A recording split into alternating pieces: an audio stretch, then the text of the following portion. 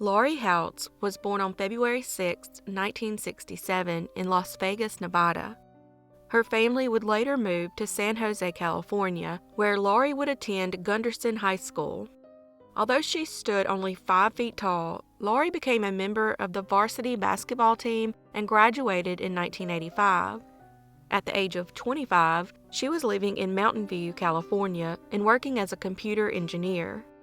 Family and friends would describe Laurie as a funny individual with a big heart. On September 5, 1992, she left work at Adobe Systems on Charleston Road in Mountain View with plans to attend a wedding with her boyfriend, Brent Fulmer. However, she would never make it and was found by a jogger murdered inside her car later that evening, less than 2 miles from her work. Laurie's ultimate cause of death was strangulation. Her footprints were found on the inside of her windshield, showing that a struggle occurred inside her car. Interestingly, the crime scene is located in the 1300 block of Crittenton Lane, which is now the campus headquarters of Google in Mountain View, California. Investigators became suspicious of Laurie's boyfriend's roommate, 25-year-old John Kevin Woodward, after they discovered he was allegedly jealous of Laurie and Brent's relationship. Upon interrogation, they would soon learn that Woodward also had no alibi on the night of the murder. After finding his fingerprints on the outside of her car, Woodward was arrested and charged with her murder. Woodward would be tried twice in the 1990s, but after both trials resulted in a hung jury, a judge dismissed the case due to insufficient evidence. Woodward then moved to Amsterdam in the Netherlands. Finally, in late 2020, detectives re-examined the case and resubmitted items from the original investigation to the Santa Clara County Crime Lab for analysis. The DNA samples found in the evidence matched Woodward's DNA. Additionally, more than 80 latent fingerprints found in the evidence matched him as well. In 2021, using new developments in forensic science technology, detectives and a crime lab were able to link Woodward to the 3-foot nylon rope he used during the murder. Woodward, now 58 years old, was arrested when he arrived in New York City from Amsterdam and then extradited back to Santa Clara County to face justice.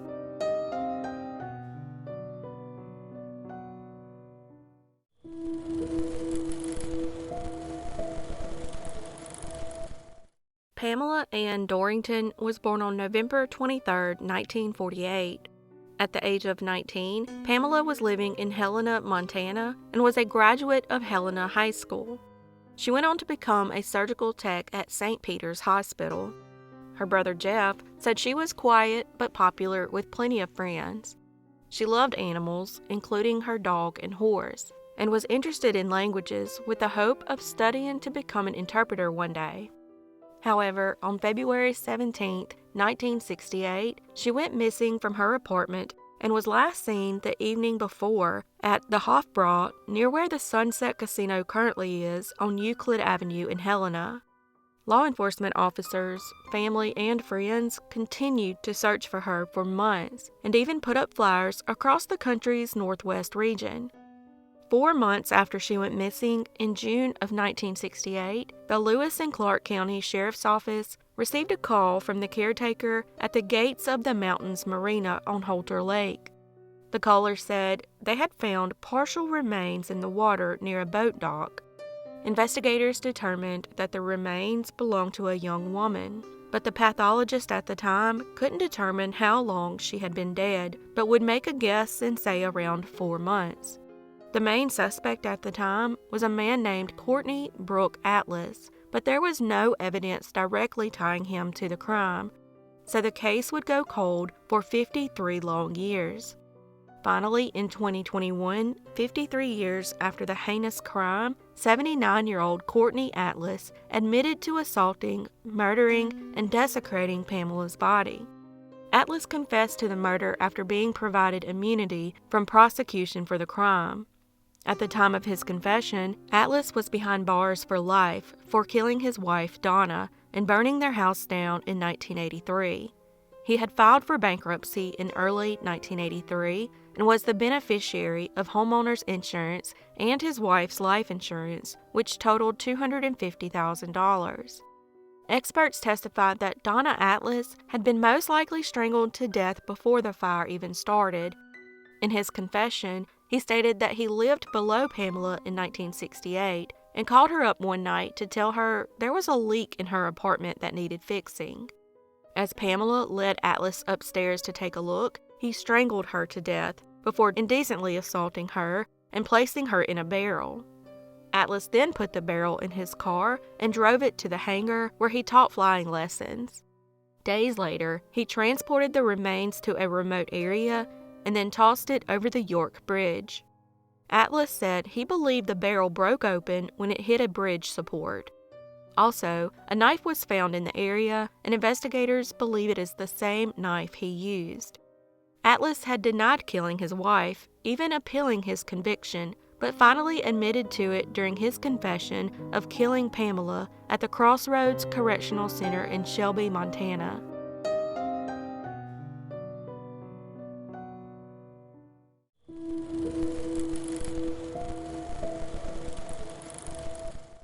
Marissa Rolf Harvey was adopted by a family living in Port Washington, New York, when she was only 3 years old.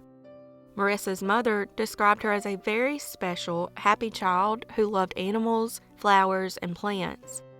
Marissa also loved to travel and had gone on 2 bike tours in Europe during the summer breaks of 1975 and 1976.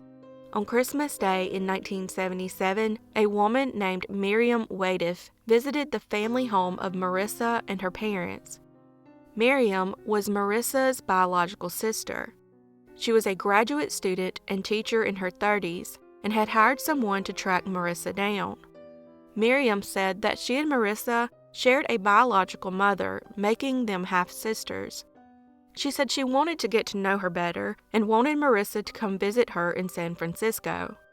Though Marissa's parents were initially reluctant to allow it, they eventually decided it was unfair of them to keep their daughter from a blood relative. So they agreed to let her visit during her Easter break in 1978. 15-year-old Marissa arrived in San Francisco on March 24, 1978, and enjoyed the Easter weekend with her newfound sibling. On March 27, 1978, Marissa went to Golden State Park for an afternoon horseback ride. Her sister taught at the San Francisco Institute and had to return to work that day, so she asked a friend to drop Marissa off at the stables. It was only after she was dropped off that she discovered the stables were actually closed for the day, and she was left stranded at the park. This was the last time Marissa was seen alive. When Miriam returned home from work and Marissa failed to return that evening, she reported her missing. The next day, her lifeless body was discovered in Sutro Heights Park near the Golden Gate Park. She had been indecently assaulted and strangled to death, and her case would go unsolved for the next 40 years. In 2020, a cold case unit reopened her case, hoping advancements in DNA technology could help solve the murder. The DNA led them to 76-year-old Mark Stanley Personette, who was arrested on December 15, 2021, for the murder of Marissa. Even though he was arrested in Colorado, he spent many years in New Jersey, where he was in and out of jail. One of those arrests came after he lured a 16-year-old girl into his car to offer her a ride, and then drove her into the woods where he indecently assaulted her. Thankfully, the victim survived the attack and was able to get help from a nearby home. She was able to provide a detailed description of her attacker and the vehicle he drove. Personette was ultimately charged with aggravated assault and indicted in 1980, but he fled before the trial even started.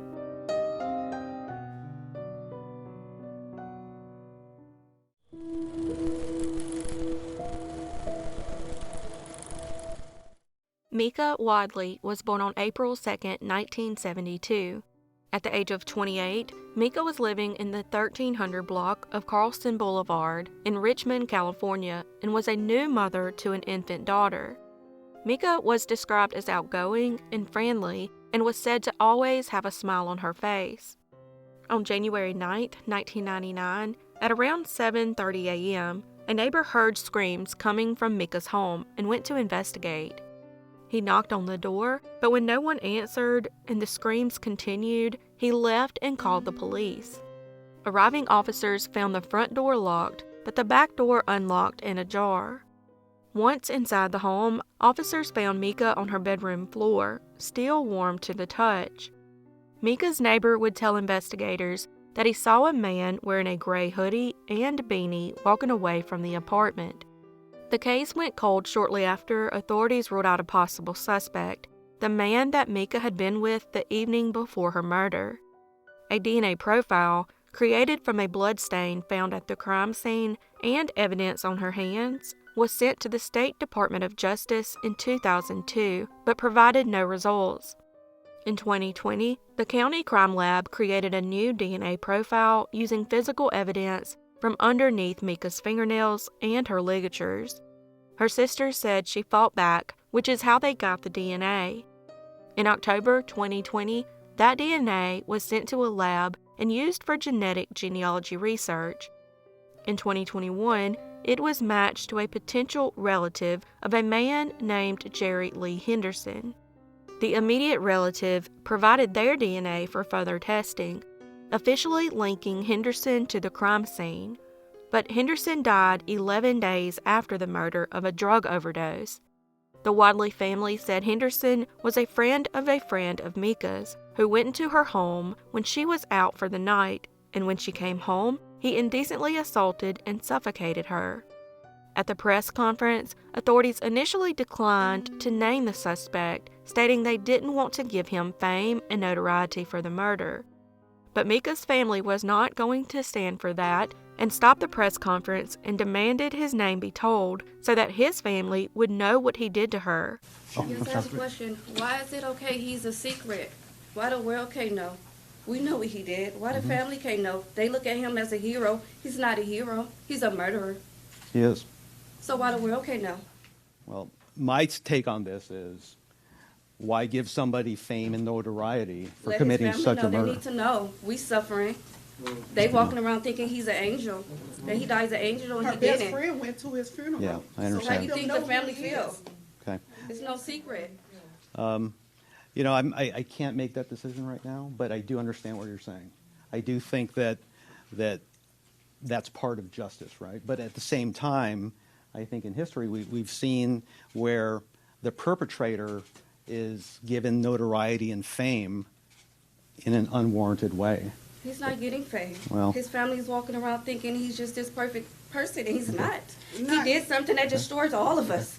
He hurted us. He did. And y'all let him just be a secret? No, that's not the intent. We'll talk about it, okay, and then we'll figure out a way forward, okay?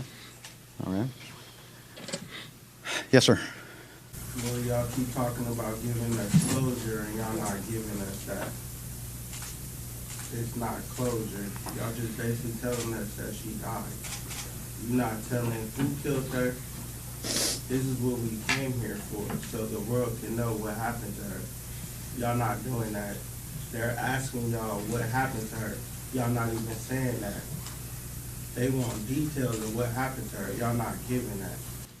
Okay. All y'all giving us is basically y'all close the case. Y'all did it with this new DNA technology. Like my cousin said, y'all need to say a person's name. Yeah. There's nothing to just say we close the case. Right. Everybody else's case, the names is all over the TV. It don't matter about, it ain't no notoriety. It's just letting the world know we close the case and it's some goodies. Because right now, you just saying we close the case. Right. Okay. And I can speak for our family. It's not going to be no retaliation on that boy's family. I'm It's sure. not going to be none. You got my word on that. And I already told my relatives, it's closed to that behalf. Nothing is going to happen to that boy's family. Because whoever Nothing. did it, he had a funeral, and they spoke highly of him at his funeral. All right. A week later, after he murdered her. Aaron, give me the press release. Okay. All right. So let me explain a few things. The rationale for why I don't personally like to release names of murderers. You understand that, okay? And that was the intent. It wasn't to try to lionize the guy or protect him at all. All right? I just want to make sure everyone's clear about that. All right? All right. Meekiah died as a result of asphyxia. Okay? She was suffocated. All right?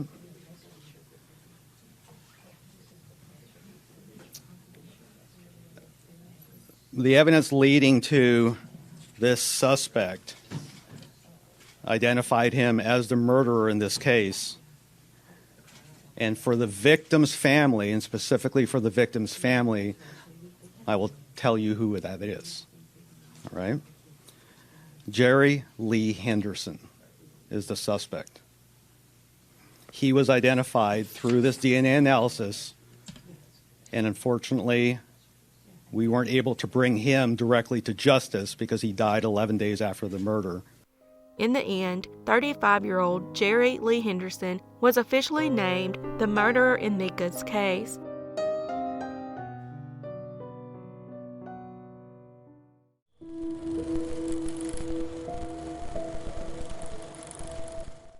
Teresita Basa was born in the Philippines in 1929 and was the only child of a prominent and successful business couple, Pedro and Sakara Basa. In early 1960, she graduated from the University of Assumption and then moved to Chicago, Illinois to study music. She then earned a master's degree in music from Indiana University. Although music would always play a large part in her life, she eventually decided that she wanted to work in the medical field and became a respiratory therapist at Edgewater Hospital. However, she didn't let her musical gift go to waste and taught piano lessons on the side from her apartment. Teresita was described as a reliable worker, quiet and intelligent. On February 21, 1977, Teresita arrived home from work at about 5:30 p.m. Around 7:30 p.m., she received a phone call from her friend Ruth Loeb. They talked for about 20 minutes before Teresita told Ruth she had to get off the phone because she was expecting a male visitor. Ruth didn't ask for the man's name or any other details. At about 10 p.m. that night, the fire department was called to the 15th floor of her apartment at 2740 North Pine Grove Avenue in Lincoln Park to put out a fire. Unfortunately, after quickly extinguishing the blaze, they soon realized the fire was not an accident. Instead, it was set to hide the murder of 44-year-old Teresita Basa. Inside, Teresita was found under a burning mattress with a fatal knife wound. The home appeared to have been ransacked, but investigators could only find a little bit of physical evidence as the fire had destroyed most of the apartment. One piece of evidence that was found, however, was a note Teresita had written in her journal that read, "Get tickets for A.S." The police suspected A.S. might have been involved in the crime, but they didn't know what the initials actually stood for. Teresita also had a boyfriend that was on the investigators' radar and was considered a possible suspect, but still, they had nothing concrete to go on. More than 5 months after Teresita's murder, her co-worker, Remibius Remy Chua, another native from the Philippines, and her husband Jose contacted the lead detective, claiming to have information about her murder. Jose, a doctor, told the detective that his wife had become possessed by someone claiming to be Teresita Basa on 3 separate occasions. He was able to provide the detective with the complete details of how Teresita was killed and by whom.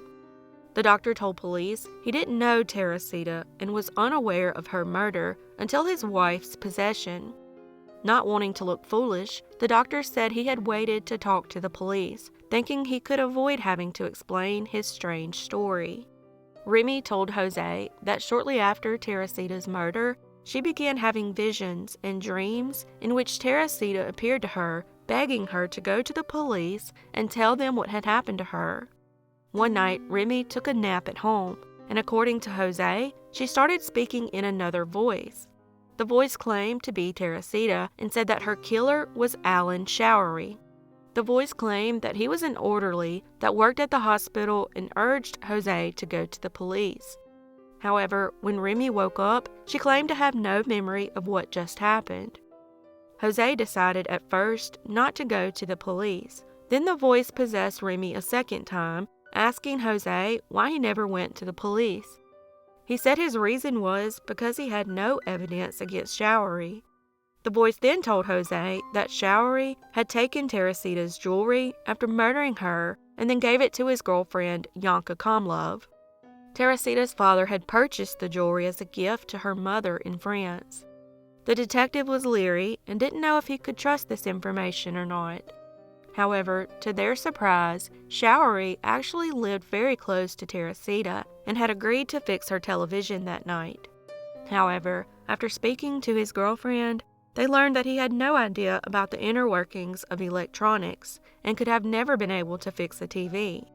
Showery knew Teresita from work, and knowing Showery was in a tough financial spot, she had tipped him generously for helping her with errands and other tasks. Co-workers were also able to confirm that he planned to go to her apartment that night to repair her television. Showery was questioned and confirmed that he had gone to her apartment to repair the TV. However, he claimed he didn't have the tools to do so, so he returned home. Not buying his story, the detective contacted Showery's girlfriend. He asked if he had given her any jewelry recently, and she said he had. She agreed to let Teresita's friends and family inspect it, and they confirmed the jewelry was Teresita's. Confronted with the evidence, Showery confessed to Teresita's murder. He said that he planned to return and rob her after he left her apartment. When he returned, he said that she let him back in, and when she turned around to lock the door, he grabbed her from behind and attacked her. He disrobed her to make it look like a sexual crime and stole what little he could find. However, he soon realized that her death was all in vain, as she only had $30 in the house, and so he took her jewelry to make up for it. Despite his confession, Showery pleaded not guilty to Teresita's murder. As a result, his trial was dubbed the Voice from the Grave trial, centering on Remy's testimony that Teresita spoke of her death through Remy's lips. The prosecution presented 13 witnesses over 4 days to a jury of 8 men and 4 women. Though interestingly, the Chuas testified as witnesses for the defense. The state argued that evidence gathered due to the mysterious voice's information pointed to Showery's guilt. However, by the 5th day of the trial, Showery said he'd only confessed to the crime 2 years earlier after police had fed him information and threatened to arrest him and his pregnant girlfriend on murder charges. He said he had dinner with his girlfriend on the night of the murder before drinking and playing darts with a neighbor around 7:30 p.m. Showery's trial ended on January 26, 1979, in a mistrial with a deadlocked jury. A month later, nearly 2 years after Teresita's murder, Showery strangely pleaded guilty to the killing, despite being close to possibly walking away a free man. Some believed that Teresita's ghost had haunted him behind bars and forced him to take responsibility, while others were convinced his lawyer had told him to plead guilty for a lesser sentence. He was ultimately sentenced to 14 years behind bars for the murder, robbery, and arson, but ended up only serving 5 years and was paroled in 1983. Despite Remy's insistence on paranormal involvement, there may be another non-paranormal explanation. Remy worked at Edgewater Hospital with Teresita and Showery, and it turned out Remy and Showery weren't on the best of terms. In fact, Showery's complaints about Remy's work resulted in her losing her job, and Teresita's dream visitations began shortly after the firing. But regardless of Remy's motivations, the fact remains that everything she shared was true. Her going to the police led to the capture and conviction of a murderer. If the supernatural isn't involved, we may never know how Remy obtained this information in the first place. Did her subconscious mind piece together various suspicions into a whole picture that just happened to match the truth? Let me know what you think in the comments below. In the end, even if Teresita's voice never spoke from beyond the grave, the alleged paranormal connections ultimately prevented her murderer from joining the legion of cases that have gone cold and remain unsolved.